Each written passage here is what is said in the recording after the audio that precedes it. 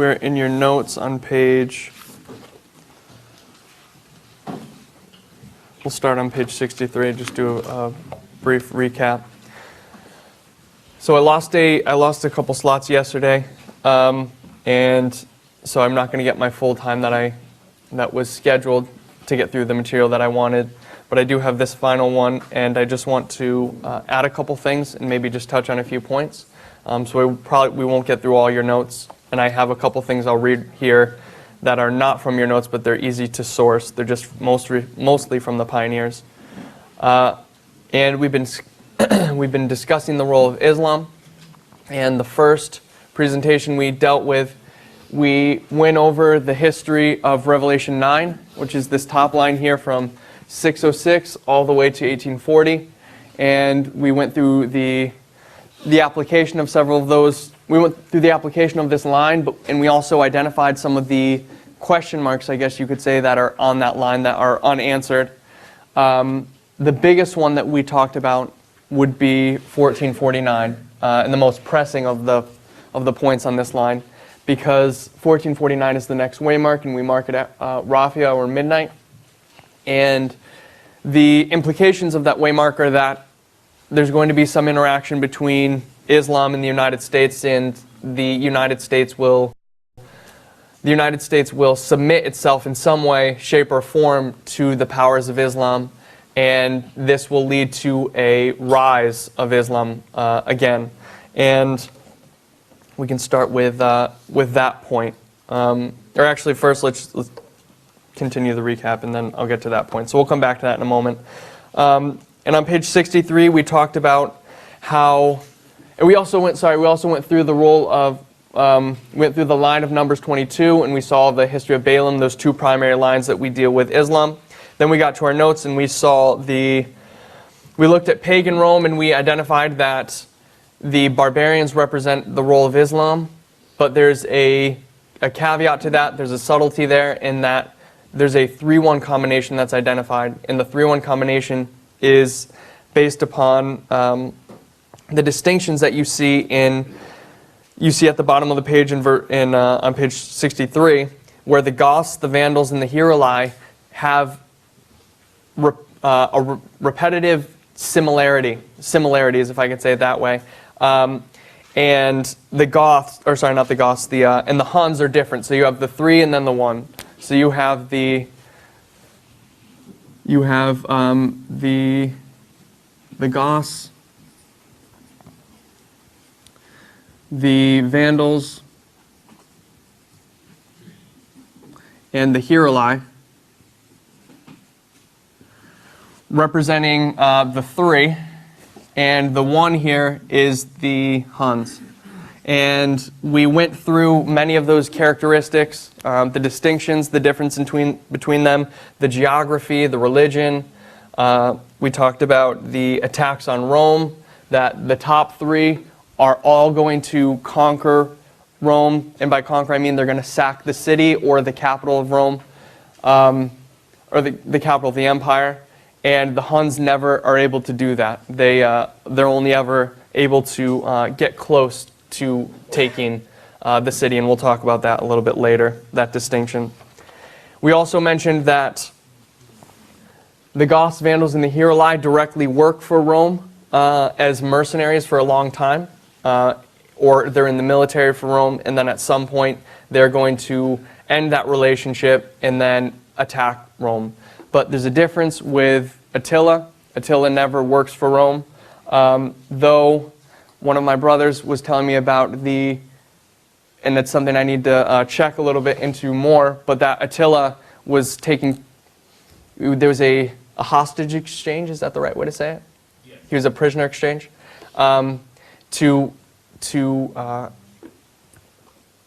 to increase the trust or the relationship between the two parties, between the Huns and the Romans. And in doing that, Attila was one of these people that was given over to Rome as a prisoner, and he was raised there till he was 18, about 18, and then, but as a hostage, and learned a bunch of things, and there's a story to that. So that might be the only thing I would need to check into with that fact. but I don't think it changes the implications there. Then you get onto page 64, and on page 64 we talked about another thing that took place with the barbarians, and it's that the Huns drove the Western barbarians into the Western Roman Empire. And in doing so, they caused a mass migration, and it led to conflict between the barbarians and the Roman Empire. And we identified that that was similar to what's going on today, and we started reading, and I think we got through it, if I remember correctly. The middle of the page there, we identified that if you're going to identify the Huns as the Russians, then what you see today, and we're identifying these as Islam, what we see today is that the Russians have created a migration problem or exacerbated a migration problem in Syria and in the rest of the Middle East, and it's led the powers represented by Islam to be pushed into the West, into the Western Roman Empire in that history, but in our history into what would we call the West, the United States, Europe, the Western powers, the armies of Rome. You can say it that way as well. So we saw that similarity as well. And I think that is where we stopped. And if you go to the bottom of page 64, you see barbarian-Roman connection. We're not going to read many of those. We'll read just a couple. Or actually, we won't read those. But what those are showing is that they're showing the connection of each leader to Rome, that they had all worked for them in one way, shape, or form. And they all work as mercenaries at some point. And I just want to read one point because it adds to the complexities. If you go to page 65, the middle of the page there, it says Attila. This is from National Geographic, and it identifies some complexities there. And it is this, so let's read that. For years, the unstoppable Attila sacked city after city until a Germanic-Roman alliance halted the Huns in AD 451. The victory underlined a hard truth for the tottering empire. The barbarian threat could only be held at bay with the help of other barbarians. So what they realize is Rome realizes that they can't defeat the Huns by themselves, and they have to get other allies to do that. And the ones they turn to are the Germanic barbarians, the Western barbarians as I'm calling them, to deal with these Eastern barbarians, which are the Huns. Okay, continuing on. Much of Attila's infamy comes from his relentless campaign westward into Europe, where he pillaged the riches of the Roman Empire, but he was stopped by a confederation of Roman soldiers and Germanic tribes. Defeating the great Attila might seem to be a sign of Rome's strength, but many historians believe this moment reveals Rome's true weakness, brought on by centuries of imperial mismanagement and overextension. So one of the things you see in Rome is that they start off really well when you go to the beginning of the Roman Empire, and they have this arc, and by the end, that great power is only the shell of a once great power, and they're losing that strength. And here it's saying that it's the, how does it say it? It's imperial mismanagement and overextension, and this is something we see really clearly in the United States today. Mismanagement and overextension. I don't know the numbers, but I think it's in the hundreds that the United States is overextended in the world with its military, and this is what it's talking about here, the military power. The United States, I think, has hundreds of bases around the world, in many, many countries, and all of them are stationed by soldiers, U.S. soldiers, and in doing that, we have overextended ourselves, and this is actually one of the primary critiques that we face today as military analysts look at the United States. They identify that if we were to get into a two-front war with Russia or China, with both of them, for instance, or even just one of them, Russia or China, that the United States is so overextended in its military and in its localities that we wouldn't be able to easily defeat them if we would win at all, depending on which report you're looking at, which war game. And a lot of that is due to the fact that we're so overextended. We're so spread out.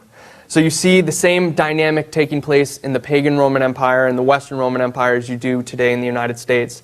And the threat that they were dealing with was the Huns, and the threat that we are dealing with today is the Russians. And in that problem, our solution is the other barbarians. It's these Western Germanic barbarians. And for us, that represents Islam. And we'll talk about that, how the United States, the primary tool, not the primary, one of the main tools, we could say it that way, in the arsenal that the United States has used to defeat Russia in the past was Islam. And there's many witnesses, many documentations about that fact. And we'll draw that over here.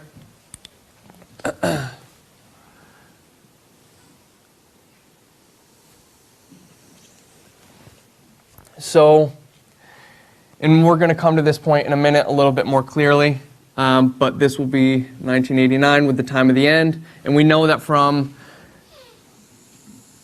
1979 to 1989, you have this 10-year war. This is the Afghan war that the United States was fighting, this proxy war against Russia. And our key component to win that battle, the people we used, was it was Sunni Islam, and we'll talk about that. That is a wickedly unstraight line. Wow.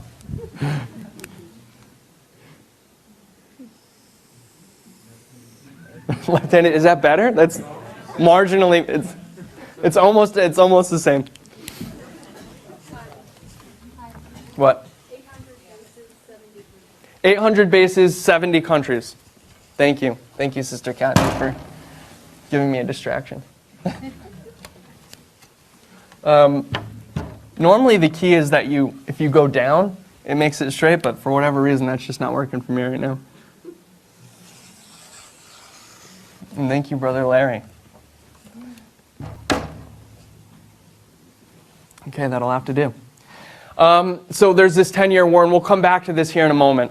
This 10-year war, because I don't want to get into that in this moment, but the United States is going to, the primary tool the United States will use at that point is Islam to fight the Russians, but we don't stop there. We continue to use Islam as a fighting force for us to marginalize and to create problems for other enemies, specifically in the Middle East.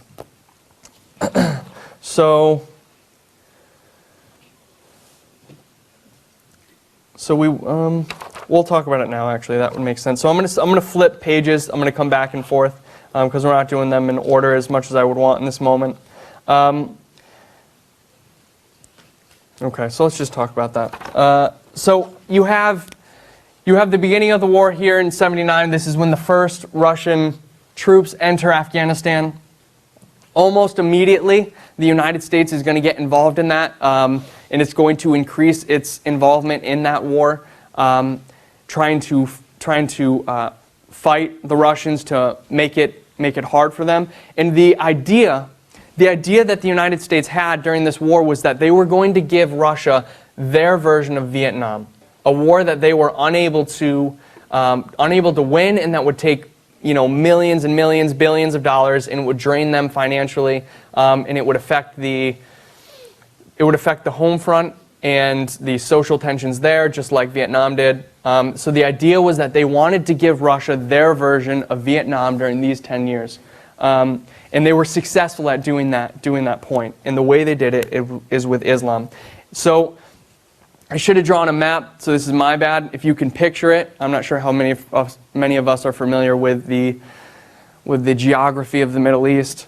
But if you pull up a map, if you do have a smartphone, you can do that.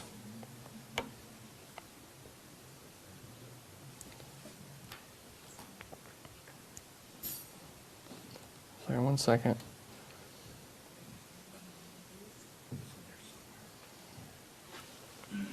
Okay, so what the United States never directly got involved in that in the battle. They never had direct engagement with the Russians. What they did was they funneled their money through Pakistan. Pakistan was actually the primary center for the resistance that would take place in Afghanistan as a border country, obviously. So what the United States would do is they would send weapons, they would send people, and they would train the militants in Pakistan, and then they would cross the border. They'd give them weapons and whatnot. They would cross the border and they would engage. And one of the things that I want to talk about is there was another player in this history that was also doing the same work, and we're going to see them throughout this line. And that country is Saudi Arabia. Now, one of the things I really wanted to do this time, and it's I have been unable to do it up until this point, at least present this point, but it's the history of Saudi Arabia.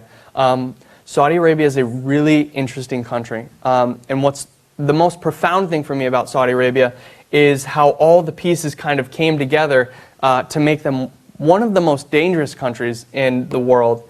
And what I mean by dangerous is dangerous in their influence. And it is for this reason. So, can someone who has a smartphone fact check this point for me? Or any sort of device. When did Saudi Arabia discover oil? Can somebody pull that point up? It's early 1900s. I don't know the exact year off the top of my head. But if somebody could pull that fact up for me. 1938.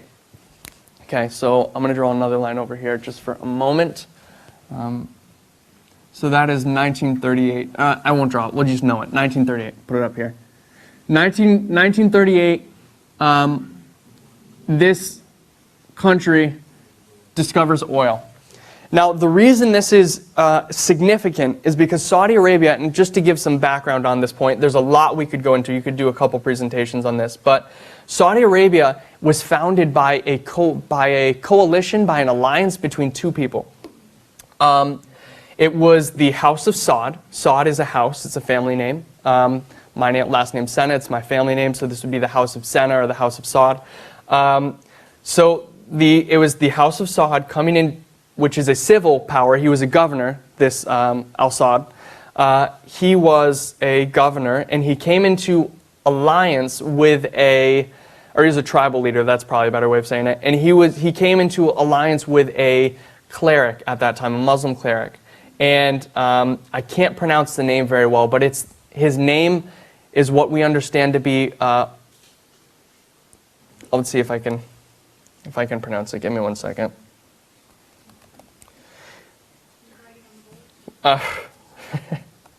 I will. Give me one moment. Let me find it.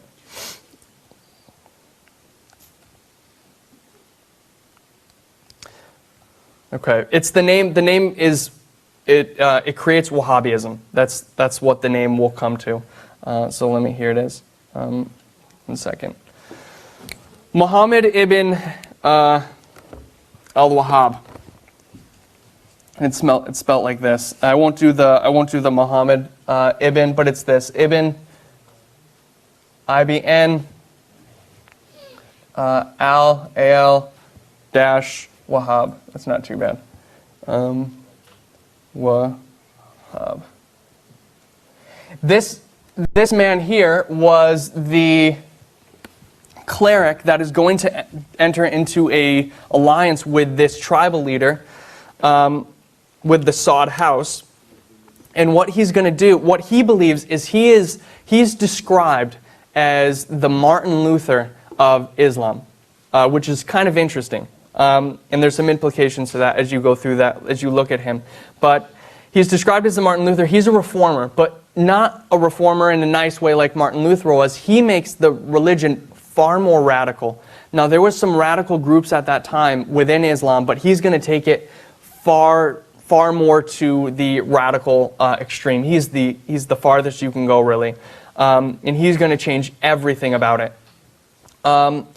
And what he's going to do is he's going to enter into this covenant, and they come together and they say, okay, you can be the civil power, but I'll be the religious power, and we'll come together and we'll conquer all of the Arabian Peninsula, everything that we know today to be Saudi Arabia.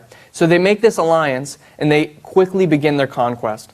So that's, from the conception of it, there's a church and state relationship, and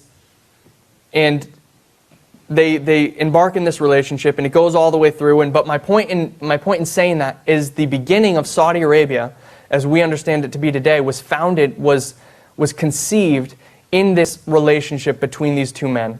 And it's not an accident.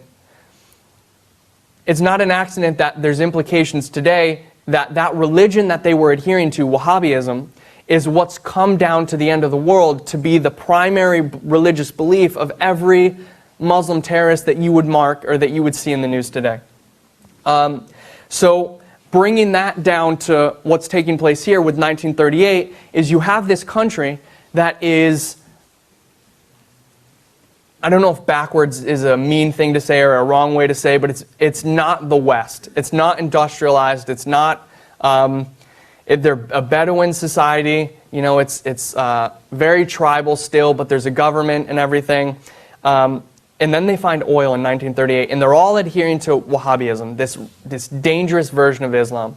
And so this country booms into the, you know, they have the large, at that time it was the largest oil reserve that they'd ever found in the world, and they go from being Bedouin tribal people who are adhering to the strict version of Islam to one of the richest countries in the world and one of the most important countries in the world because of their ability, because of their location in the center of the world, at least if you're looking at a map, but also their ability to their access to oil and the amount of oil that they have. And so immediately Western powers begin to work with them, and from the get-go the British and the United States are going to begin to cultivate that relationship into an oil relationship, really a work of necessity to some point, because the United States is going to be importing all of their oil. And this relationship is going to have implications all the way down to present day. And so remember, now you have a super rich country who's adhering to one of the strictest versions of Islam and the most dangerous versions. And in the 60s, they start exporting that religion. They start saying, okay, we're going to start building mosques and schools and seminaries and all these different things, all these literatures, and they're going to spend billions and billions of dollars over the course of, you know, many, many years, over the course of 20 years, 2 decades, and they're going to send all of their influences all around the world, and they become the religious center for Islam of the world. Now, they're already the religious center because they hold the two main places, the two most holy places in Islam, and that is Medina and Mecca. There's 2 holy mosques there, and the only other most holy place beyond those 2 would be Jerusalem, which they don't have, obviously. But those are the two holy centers. And so they're a religious center, they're a financial center, and they begin to export their version of Islam. And it's radical, as we said. It's all about jihad. It's all about getting back to the beginning of Islam as they understood it. And there's a lot you could say about that. But what happens is they become a key player in this 10-year battle here, in this 10-year war. And Saudi Arabia is going to, and I think I have a quote in here that we may or may not read, but it says that Saudi Arabia is going to spend dollar for dollar the same amount as the United States did in this war.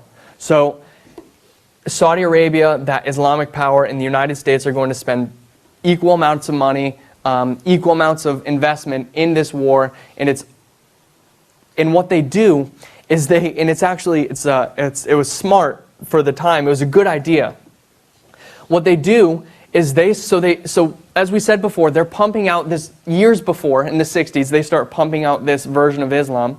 And what they start doing is they say, okay, we have all these people in Saudi Arabia. We have all these young men who are adhering to our version of Wahhabism, or our version of Islam, and they give them plane tickets, and they say, go to Pakistan, go fight jihad. And they give them a super discount, and they send them on planes, thousands of people.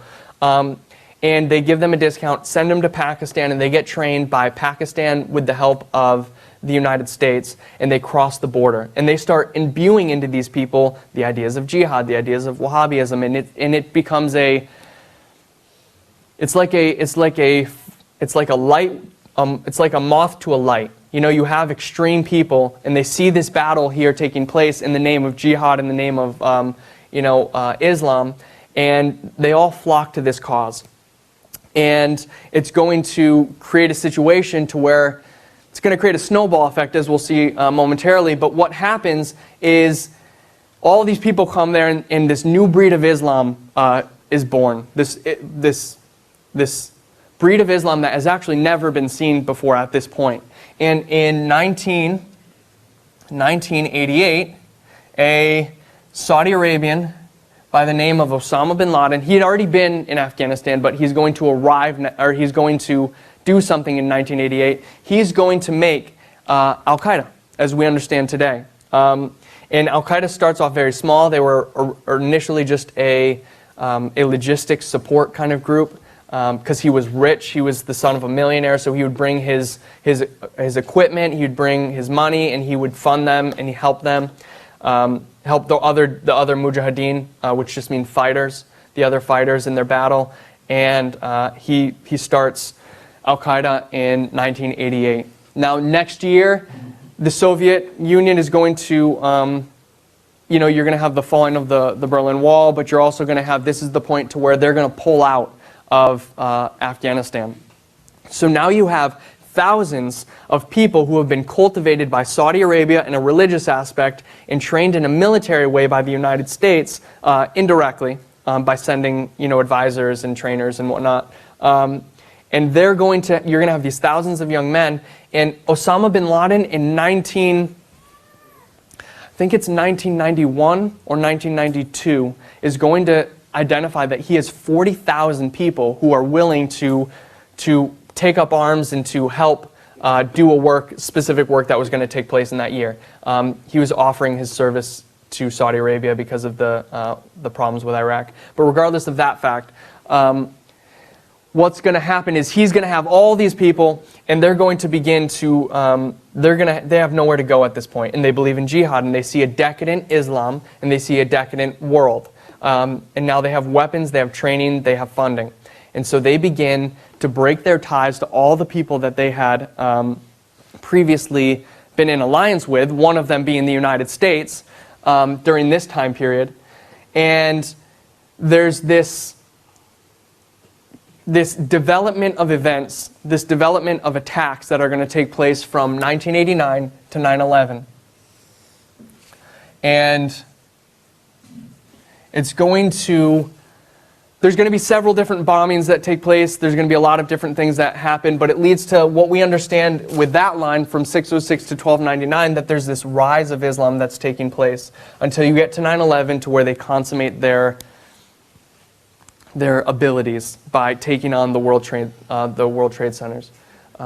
And they had made an attempt a year or two before, I forget that, or maybe it was a couple of years before, with the bombings. But that was actually indirectly them. It wasn't directly Al-Qaeda. It was just one of the people who had adhered to it. But 9/11 was directly orchestrated by Osama bin Laden and I think it's Khalid Sheikh Mohammed. No, that might be the wrong one. It's al-Zarqawi. And they're going to attack here. And from that point forward, the war on Islam begins, and there's this unraveling effect that continues, and it just becomes a problem. And one of the things that commentators have said was how, and there's even quotes from people who had worked under the Reagan administration and under the Carter administration who were saying that this was a brilliant idea, and if they had to choose again, they would do the same thing, even if 9/11 happened again. And what they said was, what is a more important event to take place in history? The fall of the Soviet Union or the rising of Al-Qaeda and the falling of the towers in 9/11? So they make this distinction, saying we would do it again if we had to do it, if we had to fund them and create radical Islam as we understand it today. They would do it again because they saw that this event was so important And that's something that has been highlighted in the past through different speakers, and Elder Jeff has talked about it, is how remarkable that event was in history, the fall of the Soviet Union, and it's seen even by secular authors, and especially in the light of Islam, and that risk that they would take, they would be willing to do it again. At least some of them would be willing to do it again. And one thing, so I want to identify something here. So one thing Sister Tess has pointed out to us through her studies is that you can take the history, this pattern of 1989 to 9/11, and you can bring it over here to Raphia to Panium. Are we familiar with that? But she's going to take it slightly different. She's going to talk about these couple years here with 1989 to 91, if I'm remembering that correctly. So I want to take that idea that she uses, and I want to use it as well. But I want to use it not to look at Russia, but to look at Islam. So I'm going to take this history, the history of Raphia and Panium, and bring it down here for just a moment. If you can do some mental gymnastics with me here. Raphia and Panium. So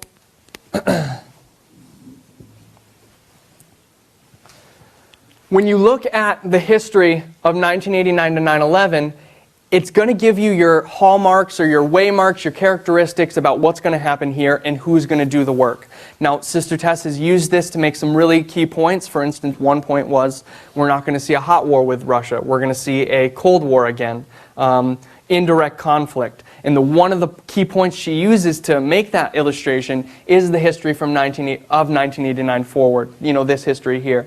That there was never a direct engagement, so if we didn't see a direct engagement in the past, we won't see one in the future based upon the repetition of these patterns. So to use the same example with Islam, in 1980, to use that same idea, to see who the players are as well, we know that Islam's a problem, and we know that Islam will be a problem all the way through, or at least as you go on the line, because we see it on that line there. But the problem is, what Islam are we looking at? And one of the things that we've all been trying to understand is, what Islam are we looking at? What group are we looking at? Now, it was obvious in this history that it was Al-Qaeda. You know, Al-Qaeda was the birth, it had its birth here, and it's going to do its thing, it's going to grow, and then it's going to do the bombing here. So it's Al-Qaeda. Al-Qaeda was the problem there. Al-Qaeda has some characteristics attached to it. One of the things that is attached to Al-Qaeda and to Saudi Arabia, the country that gave birth to Al-Qaeda, is the fact that they're Sunni Islam. And we're all familiar, probably to some degree, between the difference between Sunni and Shia. We won't go through the differences in them because it doesn't matter in this moment. But what matters is that there's two branches of Islam. And if I had a map of the Middle East, if you can think about it, the Middle East is divided between these two, and there's actually a present-day version of the Cold War that's going on, but in an Islamic way. And it's really interesting when you look at it, because I think there's some implications to it. If you look at a map of the Middle East, let me pull one up.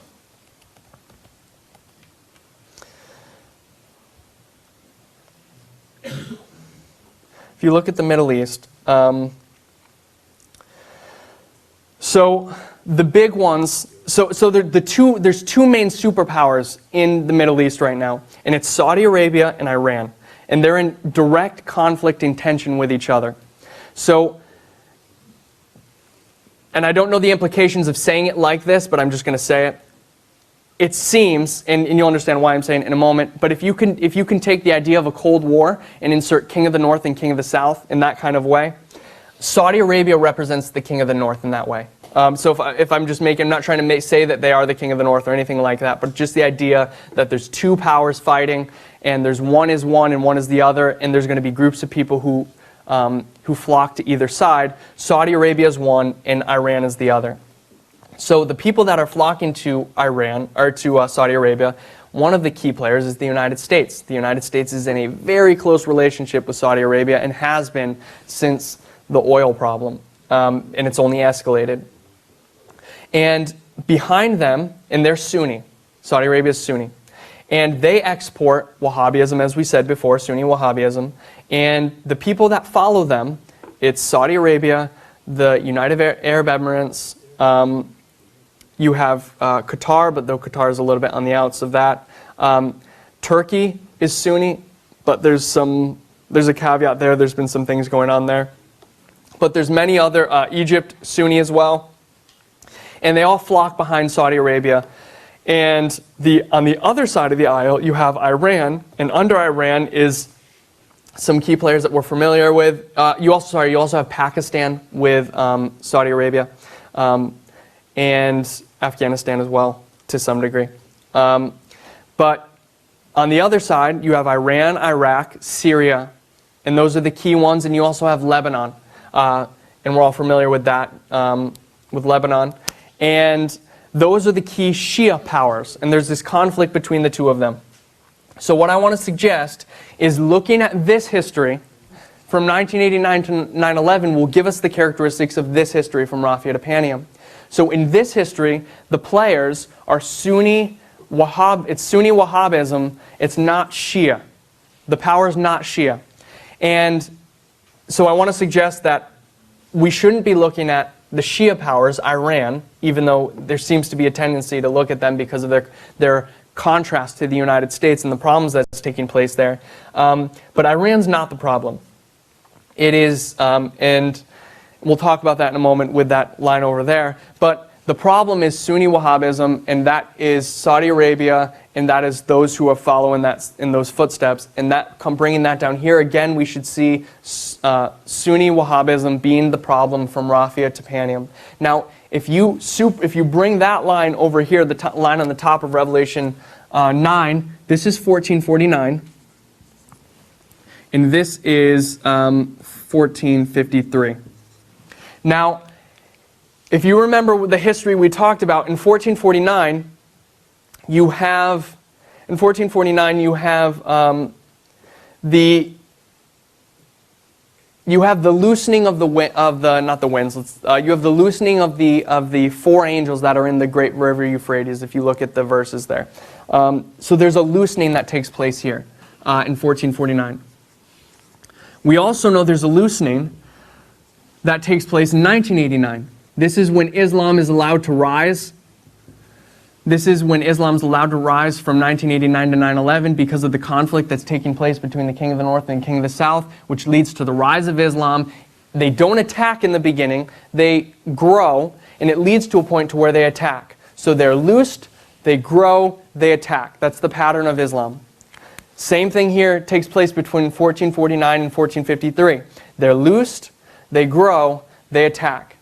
And they don't attack in the beginning. There wasn't an attack in 1449 as well, but they were loose now to do the work that would come later in 1453. So it's the same pattern, and I'm suggesting that it is Sunni Wahhabism that we should be looking at as the perpetrators of this history, as the growth that will take place here. And I think, and this is a fact I'm a lot less sure about, but I think it's worth touching on or worth mentioning, is that with the defeat of ISIS, you actually have the resurgence of Al-Qaeda, which is presently taking place. ISIS was defeated, at least territorially, and now what is growing is Al-Qaeda again. And one interesting thing is the son of, and there's more we could say about this point, but one interesting fact is that the son of Osama bin Laden is taking over Al-Qaeda in the last couple of years. I think he's in his 30s, mid-30s now. And he's taking over from the previous leader, who is still alive, but there's sort of a transition going on right now between the two leaders. And this young child, or not this young child, but this man, the son of Osama bin Laden, is taking over, and he's threatening to do what his father did. He's to bring the same problems. So I think it's really interesting that you have that coming to place right before you have the rise of the son of Osama bin Laden right before Rafiya, just like you had the rise of Osama bin Laden right before 1989. And I would suggest that there's going to be a growth, possibly of Al-Qaeda again. Of that point, I'm not 100% sure on. That will lead again to another attack. Okay. And we're not going to touch on it in the notes just because of time. I only have about 20 minutes left. But in this history here, the key player that supported and grew the power of Al-Qaeda and that grew them was Saudi Arabia. So I think Saudi Arabia is also going to be a key player here in this history. And one of the things that's in the notes that we're not able to cover here, but I did cover it in some amount of detail, though there more could be said in a presentation a couple weeks ago at Lambert, was the fact that if you look at every waymark that we mark as a waymark of Islam on this line has to do, you can connect it to Saudi Arabia, whether it's 1989, 9/11, 2014, all of those waymarks connect one way or another with Islam, and the Islamic connection always takes you back to Saudi Arabia. So I believe that through that pattern, through that understanding, we can suggest that Saudi Arabia is going to be a key player in the history of Rafia as well. But I think there's some dynamics there that need to be addressed, that you need to look at, that I'm not presently clear at. And one point I want to mention is at Rafia, you have a coalition of four Islamic sultans that are going to receive the surrender, I'm kind of saying this in a weird way, receive the surrender of the Christian power, which is Constantine, the head of the Byzantine Empire. So you have one person, one Christian power submitting to four Islamic powers. Familiar with that? 1449. We talked about it the other day. But then when you come down to 1840, when you come down to the end of that history, the end of the second woe, you have four Islamic powers, you have four Christian powers receiving the surrender of an Islamic power. So there's a reversal there. So what I want to say is we should see four powers here, at Rafia representing the Islamic power. Now, I'm not sure what the surrender looks like of the United States to the four powers. I don't think it's going to be some big show. I don't think it's going to be a big show or a big, maybe even a big deal to some degree, but I think it will fulfill the prophetic narrative. But somehow the United States will have some sort of submission to the Islamic powers here. And I want to make a suggestion, and I'm saying it because it's only a suggestion about who I think those Islamic powers are. And I'm willing to be fact-checked. I'm willing to be wrong on this point particularly. But it's a suggestion worth looking at. So one of the things I've mentioned is that Saudi Arabia has been a key player all the way from the conception of Islam to now, and it has always funded and strengthened radical Islam as it's gone forward, and is even the birthplace of radical Islam. So I want to suggest one of the Islamic powers is Saudi Arabia.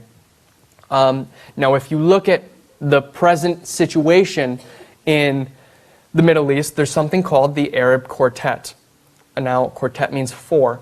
So there's a group called the Arab Quartet, informally called the Arab Quartet, and it is a group. The members are Saudi Arabia, which is the head, the UAE, United Arab Emirates, Egypt, and I'm missing one, and that one is, give me one moment. The Saudi Arabia, UAE, Bahrain, and Egypt. This is called the Arab Quartet. There's four powers, and they all are under Saudi Arabia. If you look at the history of 1449, there were four of them, but one of them was the predominant one, and this was Amurath in the history of 1449. He was the head sultan, and there was the other three sultans who were subservient to him. So at the end, if this application is correct, but I think needs to be thought out a little bit, I think this is Saudi Arabia representing Amurath, and there's three powers underneath him, and it is Bahrain, Egypt, and the UAE. And through these four powers, everything is decided within the Sunni world. You know, they make all the decisions about the Sunni side of Islam, geopolitically and even religiously. So that's something we can look at as well. So one thing that this line teaches us, and we didn't get to talk about it much, really at all, but this line here with Balaam, and we're not going to read the quotes, but you have the quotes in your notes. Balaam saddles his ass, and there's this relationship that takes place all the way down to the end of this. So let me explain that a little bit. So he gets on his ass, he begins to ride. Now Uriah Smith is going to say that if you look at the natural, so honestly, let me take the natural first before going out of that passage. But in the natural lesson of what you're looking at, the parable of Balaam, you see a relationship where you have a rider and a beast, the beast under the rider. Naturally, us being familiar with that relationship, who's in control of that relationship, the rider or the beast? The rider. Now, is that the case in the story of Balaam? Yes and no. You could answer either way. Yes, the ass is subservient during long portions of the journey, but there are points in that journey where the ass disobeys. So there's a subserviency of the ass to the rider. And Uriah Smith is going to take that relation, not the relationship of Balaam and the ass, but the relationship of a rider and a beast, and he's going to say that in Revelation 17, this is the same thing you see. You see the woman seated on this beast, and it's representing that she is in control, just like a rider is in control of the beast that sits underneath it, and you can see that quote in your notes. So what you see is that it's a connected relationship all the way through, and one thing I would suggest is you think that the United States is in opposition to Islam, and we are to some degree. But prophetically, what you would have to see to make that fact, to prove that fact, for me at least, you would have to explain why Balaam never gets off the ass in the story. Because that's significant. He has this problem with the ass. He fights the ass at times. He strikes the ass here, here, and here. But he never gets off the ass. The relationship never ends between the two of them. It is always taking place. But what happens during the story is that the ass disobeys at 3 points in the story. In this story, the story at least of Balaam.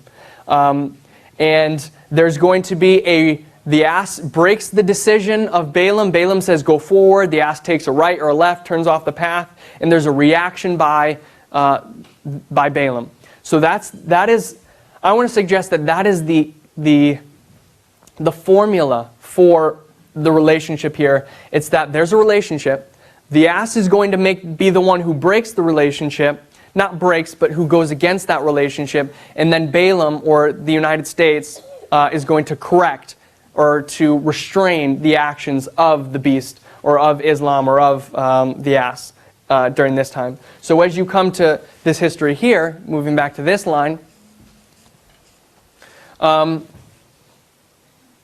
you have Balaam gets on his ass, and then you have the relationship continue, but the ass is going to do the wrong thing, and 9/11 happens. Same thing goes on here, I believe. You have the ass, technically at Raphia, the ass and him are together, but there's going to be a going against of that relationship here at Panium, represented by 1453. So you have a action and a restraint taking place there, and that's something that Elder Jeff has put in the record a long time ago, that it can be that the winds representing Islam can be loosed but restrained at the same time.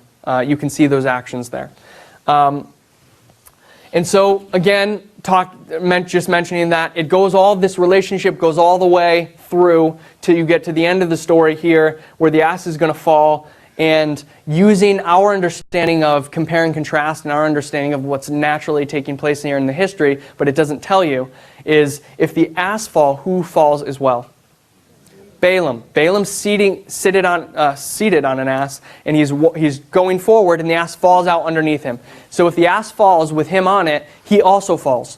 So what I want to suggest is that there is a correlation, and this is the Sunday law, between the ass falling and the United States falling, or Balaam falling. And they're directly connected somehow in some way. And I think using compare and contrast, you can even go so far as to say, whatever causes the ass to fall causes the United States to fall. I think you can even make that connection. Maybe that's a wrong way of using compare and contrast, but that makes sense to me at least, is that the cause has to be the same as well for both of them. And that has implications in it as well. Now, I don't think it's an accident that the ass falling here after it does a work lines up with 1840, because in 1840 you have the end, you have the unofficial end, if I can say it that way, of the Turkish power, of modern day Islam for that history is going to end here in 1840, and it's just a decline till I think 19-something, to where the Ottoman Empire is going to fully disband for the finally. But in 1840, the Turkish power kind of loses its sovereignty, and they no longer are a problem for the powers, for the other powers. And I want to suggest, and this is also something that needs to be checked and thought out. I've thought a bit about it, but maybe I'm missing something. But I think the problem of Islam gets sorted out to some degree and in some way in the history of the Sunday Law. And there's some other lines to show that, and we don't have time to show that. If you look at the history of World War II, just to mention it, and I did this study, I think, last year, but there's more you could add to that. I think the history of World War II shows that Islam is represented by Japan. Japan is going to do a work, and the whole world is going to unite against Japan, and finally Japan will fall. And I'm just saying that, unless you want to watch that older study I did. But I plan to address that again at some future point when I have more time. But I think the problem of Islam gets sorted out during the Sunday Law conflict crisis. Just like, if I can add one line to this, just like in the history of Daniel 11 verse 40, this Daniel 11 verse 40, Daniel 11 verse 30, where you have the ships of Chittim will come against him, and he'll have indignation against the Holy Covenant. And we talked about that history of Daniel 11 verse 30, and we said that 538 was the effect to the cause. The cause was the work that the ships of Chittim were doing against the Roman Empire, and the ships of Chittim, Uriah Smith and the pioneers identify as three Aryan powers that are going to get removed: the Heruli, the Vandals, and the Goths. And they get removed, they get dealt with here in 538. And they're no longer a problem, because now that is removed, and that problem of Arianism is removed. And though I'm sure it still lingered to some degree, but when the Goths get kicked out of Rome, it marks the real end of the Arian threat to some degree, and now you have the 1260 years taking place here. And so I want to suggest that the United States is going to, just like Justinian dealt with the Arian powers here in 538, the ass falls in 1840. I think that Islam is going to be dealt with, or began to be dealt with. That's my back door to being wrong, I guess. There at the Sunday Law. But I think there's at least several witnesses to show that they're dealt with at the Sunday Law. And that's the Sunday Law is the consequence. It is the remedy to the problem of Islam to some degree. And you can prove that from Daniel 11 verse 30. That's why Justinian gave the Pope the ability to be the corrector of heretics, so he could deal with the problem of Arianism. But in doing that, in dealing with the problem of Arianism, which is Islam, that power, similar to the history of John the Baptist, if you can think about that, if you can jump to that thought in your mind. Salome comes to Herod. She does her dance of deception, and Herod says, "I'll give you anything you want, up to half the kingdom." And he expects up to half the kingdom. What does she say? "I want John the Baptist's head." So he's expecting this, but she wants this. And so there's a bait and switch to some degree. And I think that's the same thing that's going to happen, that did happen in 538, and it's the same thing that's going to happen in the Sunday Law. We're going to be expecting the Sunday Law to deal with the problem of Islam and maybe other problems as well, but what we're going to get is a pivoting of the Protestant religious power and the papacy, and they're going to actually say, we want Sunday keepers, or we want Sabbath keepers, sorry. and that kicks off the crisis. So I'm going to take my last 5 minutes just to introduce one point, and maybe I'll go just a smidge over, just a couple minutes tops. And I want to introduce one thing here for consideration that I would like people to look at. And again, as I've said repeatedly through this study, these are my suggestions. And I want criticism. So I want to talk about Attila for just the remaining minutes. And I should have done this earlier in this presentation to give myself more time, but I didn't. So, and you don't have these notes. I'm only going to reference them and maybe read parts of them. I'm just going to draw out a line of a structure, and maybe people will see where things might fall on that structure without me having to put waymarks, because I'm not 100% sure of it, but I think there's some obvious ones. So let me just talk about Attila the Hun. So Attila the Hun is going to take power from I believe his father, if I remember the history correctly, in 423 AD. 423 AD. And he's going to rule for 30 years.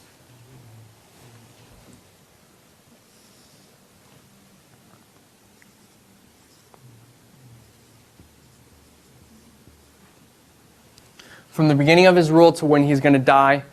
But something's going to happen right before he dies. And that's what I want to talk about. So that's just the history of it. He's going to rule from, this is 453. 453 AD. 30 years.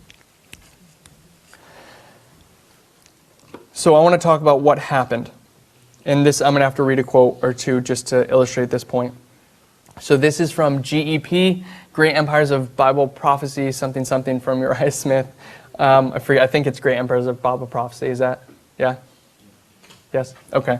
656.1. GEP 656.1. Before the raid into Gaul, and there's some back history to this that maybe is worth noting, but I just don't have the time in this moment. Before the raid into Gaul, Attila had demanded the hand of the princess Honora, the daughter of Placidia, the sister to Valentinian III. But his offer was rejected. The next year after the Battle of Chalons, he renewed his demand, and it being again rejected, he, AD 452, again took the field, passed the Alps, so he's going south, invaded Italy, ravaging the country as he went.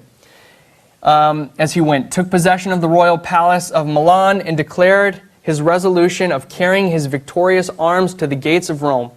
Valentinian III had fled to Rome, and it was there decided by him, the Senate, and the people to send a solemn and suppliant embassy headed by Pope Leo the Great to depreciate the wrath of Attila. The barbarian monk listened with favor and even respectful attention, and the deliverance of Italy was purchased by the immense ransom or dowry of Princess Honora. Okay, so that's A.T. Jones.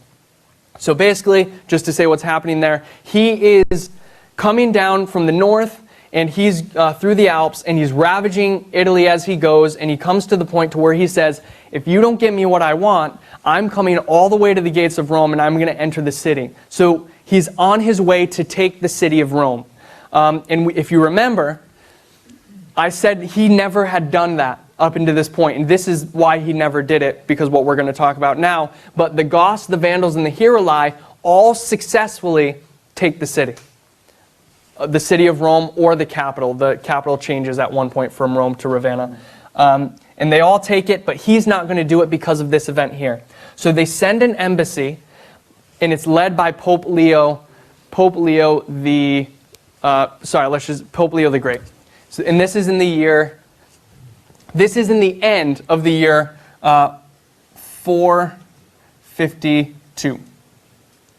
And he dies in the very beginning of 453. So there's literally only like 2 or 3 months between these two things. Only a couple months. It's not long. So 452, this is when that's taking place. So I want to talk about what took place with Pope Leo the Great. So Pope Leo the Great, I had the opportunity of going to a Catholic high school. And in doing that, I was required to take every year you had to take a religious course, religious history, or this or that, or all these different things. And one of the things, it was actually a real blessing now that I look back at it. I learned a lot about Catholic history in the ways of Catholicism to some degree. But one of the things that we learned, and one of the only things that has ever stuck in my mind throughout all of that, I wish I paid more attention now, but one of the things that really settled into me, that was a story that was kind of remarkable, was the story of Pope Leo the Great, because of how crazy it was. And it's this story here with Attila, and I never thought it would be significant. And so I want to read this from Catholicism.org, not a more Catholic website than Catholicism.org. And it's identifying, it's going to talk about what the Catholics think of this history with Attila the Great. Okay. So just to skip, no, this is probably important. At the request of the Emperor, Valentinian III, the courageous Bishop of Rome made his way north with 2 local magistrates for aids to confront the rampaging Attila near the city of Mantua on the bank of the river Po. Pope Leo walked calmly into the camp of the king of the Huns. The year was 452, the 12th year of his glorious reign as Vicar of Christ. So the number 12 is here as well. He's been ruling for 12 years. Attila came out of his tent to meet the leader of the Christians, but he saw more than Leo. What he did see caused him to agree immediately to the 2 demands that the Roman pontiff delivered in the name of the King of Kings. 1, to stay away from Rome, and 2, to leave Italy. Above the head, so those were the 2 demands, period, in which he's going to accept, period, and it's going to say this now. Above the head of the Pope, the Mongol Khan saw the figure of a stern-looking man with a sword raised to strike him. It was Saint Prosper of Aquitaine, Pope Leo's secretary and biographer, who surmised that the sword-wielding man was Saint Peter. So there's going to be this miracle that takes place with the Pope intervening in this history, and he's going to suggest, or he's going to say, that this miracle is what caused Attila the Hun to stop and to not be able to take the city. He's going to go away. So there's what I want to mark here is an intervention of the Pope into the affairs of what's going on here, and Attila is going to be stopped by the intervention of the Pope here. And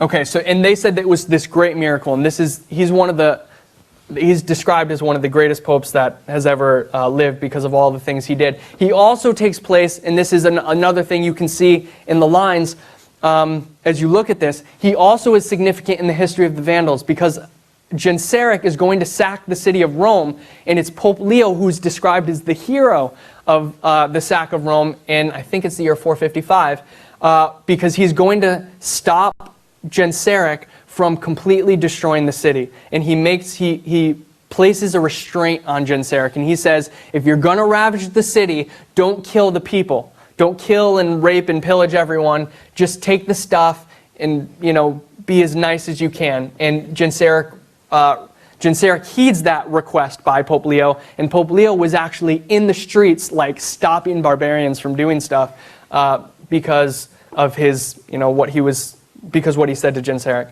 So my point is, he's going to play a role in both histories. One, he plays the role in the history of the person who does enter Rome, but he also plays the role in the history of the person who doesn't enter Rome. And the role here is always sort of as an interceder, which is interesting.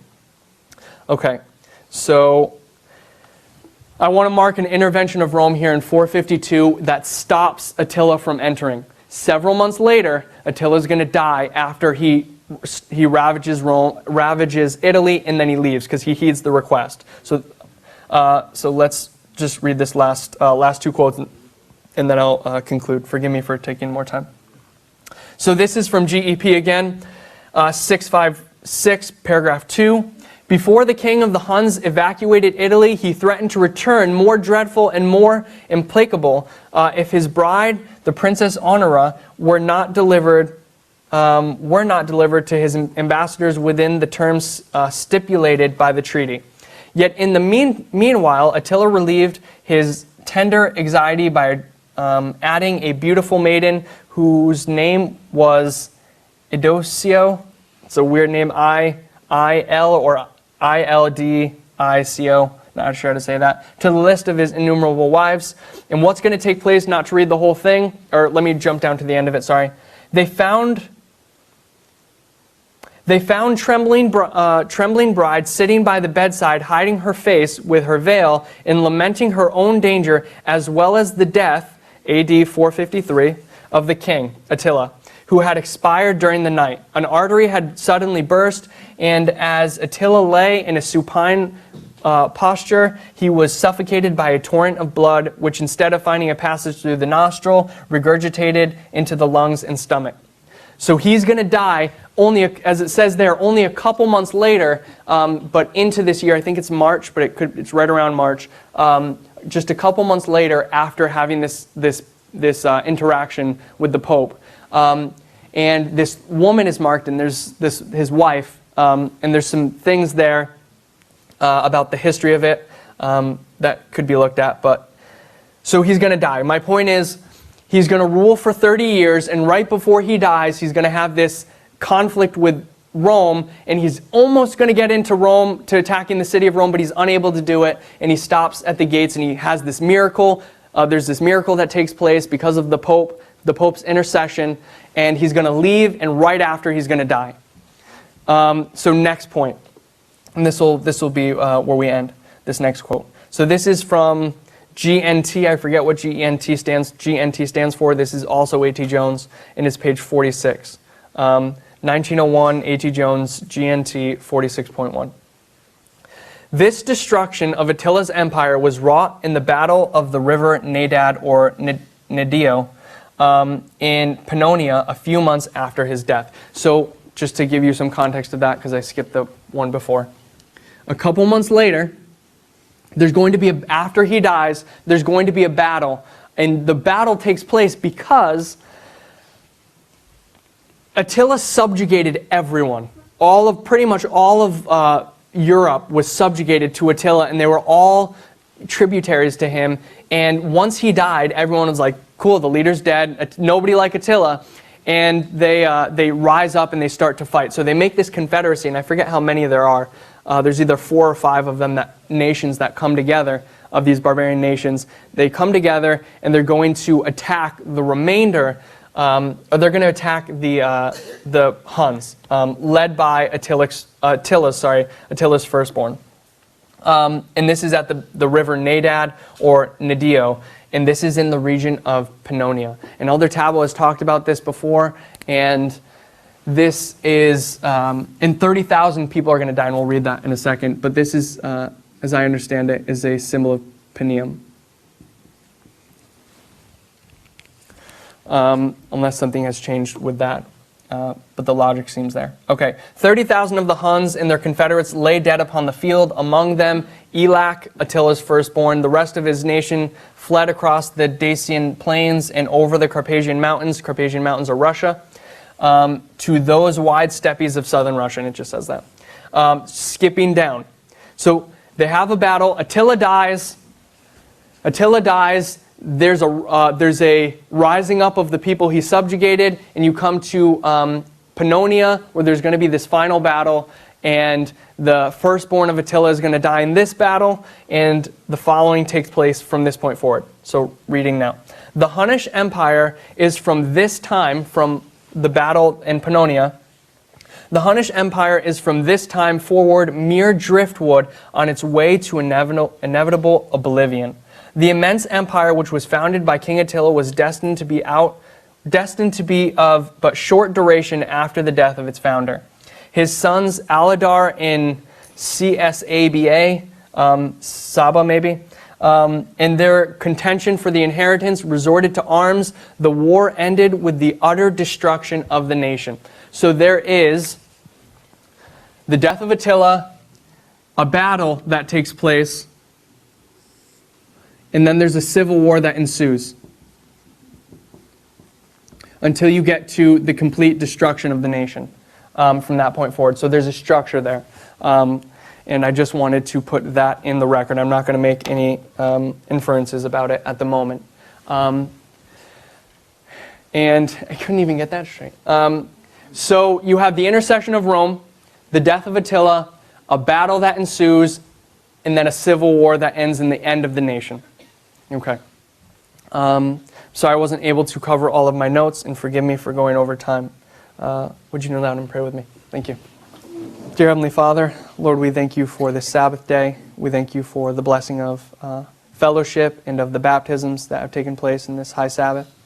We ask that you would continue to guide and bless this group of your people in our remaining hours of the Sabbath and in the remaining hours of our fellowship and gathering together, that this would be a remarkably high Sabbath, Lord. And we ask that you would bless the rest of our day and bless Elder Jeff as he takes the podium next to present the words that you've placed on his heart. And we ask now that you'd be with us and that you would guide us. In Jesus' name, amen.